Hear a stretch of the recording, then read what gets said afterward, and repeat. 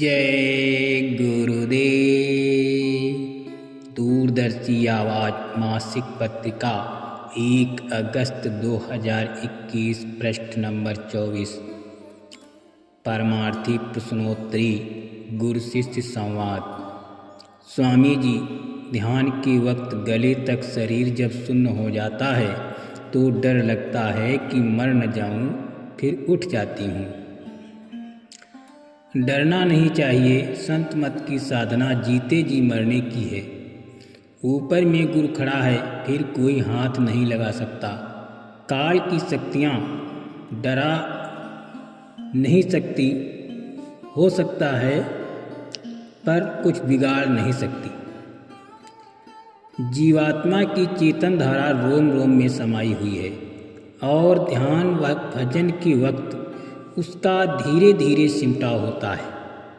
जब सिमटाव होता है तो शरीर सुन्न होने लगता है।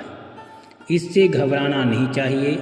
इसमें लगातार अभ्यास और दृढ़ संकल्प की जरूरत है। अगर 1 घंटे बैठने का विचार किया है तो समय पूरा होने पर ही उठो। संत मत की साधना में जीते जी मरना होता है। एक बार जड़ चेतन की गांठ जो आँखों के ऊपर बंधी है वो खुल गई तो मौत का खौफ खत्म हो जाता है। जब चाहे आत्मा शरीर को छोड़ दे और दैविक मंडलों की सफ़र करे, आनंद ले और फिर शरीर में वापस आ जाए। इस प्रारंभिक साधना में थोड़ी कठिनाई होती है। इसमें धीरज और लगन की जरूरत है। सत्संग बहुत जरूरी है। सत्संग मिलता रहेगा तो भजन में तरक्की होगी और साथ ही गुरु के प्रति प्रेम बढ़ेगा। स्वामी जी, सतगुरु का प्यारा कौन होता है? जो उसकी बात को मानता है, जो गुरु कहे वो करता है। ऐसा शिष्य गुरु को प्यारा होता है। गुरु कहता है कि विकारों से बचो, इंद्रियों के भोगों में लिप्त न रहो, संयम से रहो और भजन करके अंतर्मुख हो जाओ और शब्दों को, नाम को, ईश्वरीय संगीत को सुनो तो गुरु तुमसे प्यार करेगा। जो गुरु को हर वक्त हाजिर नाजिर समझता है, आज्ञा का उल्लंघन नहीं करता, ऐसे शिष्य को 3 लोक में कोई डर नहीं। गुरु को वही प्यारा है जो उसकी आज्ञा को भंग नहीं करता है।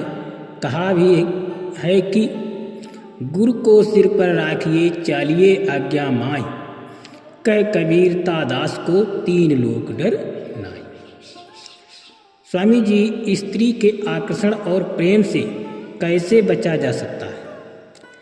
प्रेम और काम वासना में आकाश पाताल का अंतर है। प्यार ऊपर की ओर उठाता है और काम नीचे की ओर घसीटता है। प्रेम आत्मा का स्वभाव है और वासना इंद्रियों का।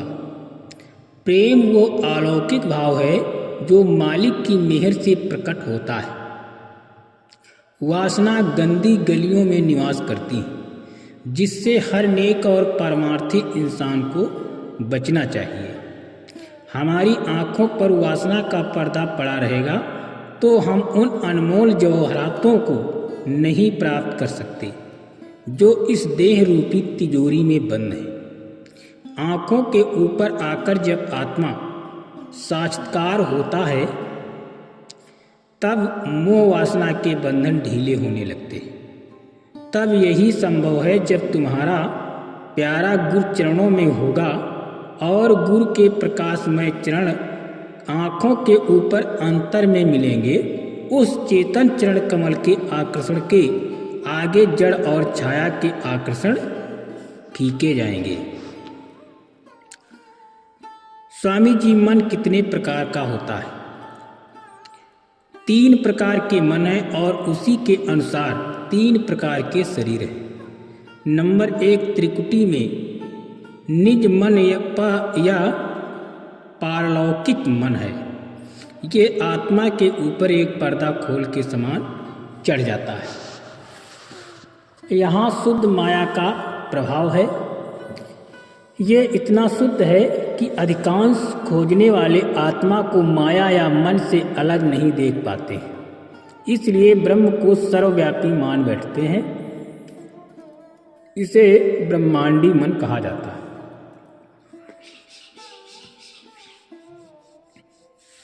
नंबर 2, इसके नीचे सहज तलकोण में एक और खोल चढ़ जाता है। ये खोल सूक्ष्म है और उसका संचालन अंडी मन है। इस पद में स्वर्ग, नरक और अनेक लोक हैं। यहाँ पर मन की प्रवृत्ति आंतरिक और ऊपर चढ़ने वाली होती है। ये मन एक बुद्धिमान शत्रु का काम करता है ताकि जीव सदा यहीं फंसा रहे। नंबर 3, फिर नीचे यानी आँखों वाला भाग है। इसमें सूक्ष्म शरीर के ऊपर एक और अधिक सूक्ष्म स्थूल खोल चढ़ता है, जिसको हम सभी जानते हैं। ये मन को इसका शासन करता है। इसके यानी उसे पिंडी मन कहते हैं।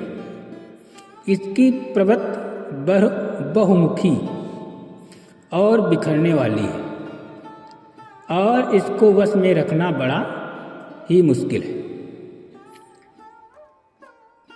अब कोई भी जीव जो आत्मा और मन के आदेशानुसार काम करता है, कर्म किए बिना रह नहीं सकता और कर्मों का नियम जैसा वो वैसा पाओ लागू रहता है।